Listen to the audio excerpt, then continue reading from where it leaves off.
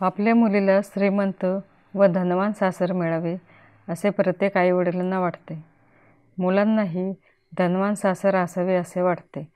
तर असे धनवान सासर मिळण्याचे काही योग आज आपण पाहणार आहोत. यासाठी शुक्र ग्रह महत्त्वाचा आहे.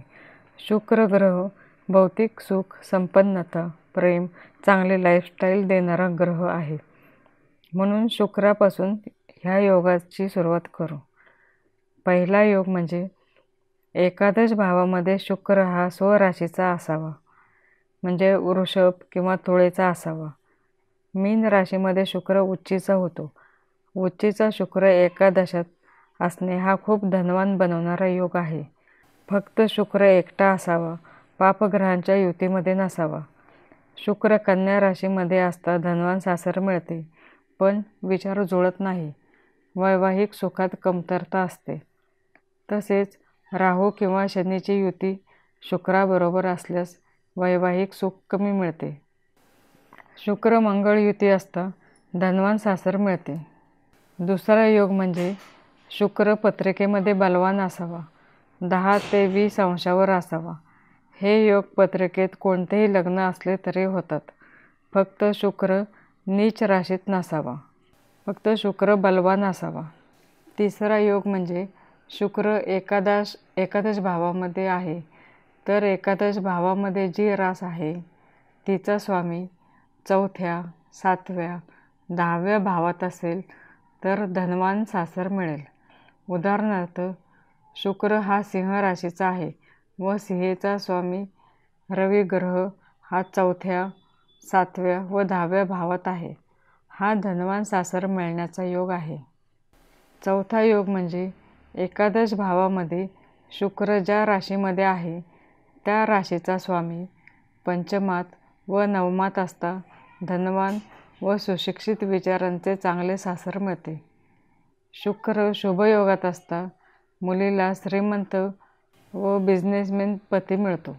लग्नानंतर सांपत्तिक स्थिती अजून चांगली होते. मुलाच्या पत्रिकेमध्ये शुक्र शुभ असता चांगल्या विचाराची, सुंदर व सद्गुणी पत्नी मिळते. कोणतेही लग्न असता सप्तमेश 4थ्या, 5व्या, 9व्या व 10व्या या स्थानामध्ये असता श्रीमंत सासर मिळते. पतीला पत्नीकडून लाभ होतो व पत्नीला पतीकडून लाभ मिळतो.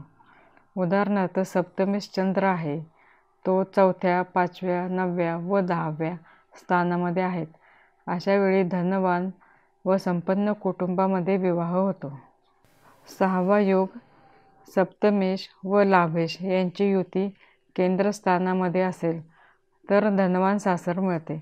उदाहरणार्थ वृषभ लग्न आहे व सप्तमेश मंगळ व लाभेश गुरु यांची युती 1, 4, 7 व 10 या स्थानामध्ये असता धनवान सासर मिळते.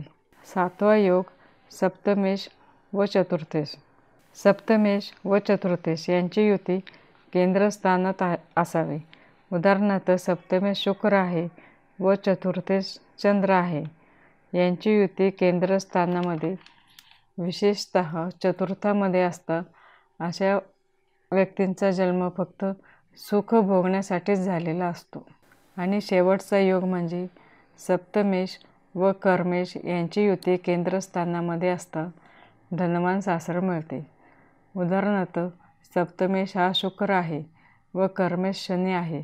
यांची युती सप्तमामध्ये झाल्यास शुक्र तुळेचा स्वराशीचा व शनी तुळेत उच्चीचा होतो. ही खूपच शुभ युती आहे. येथे दोन्हीही ग्रह बलवान आहेत.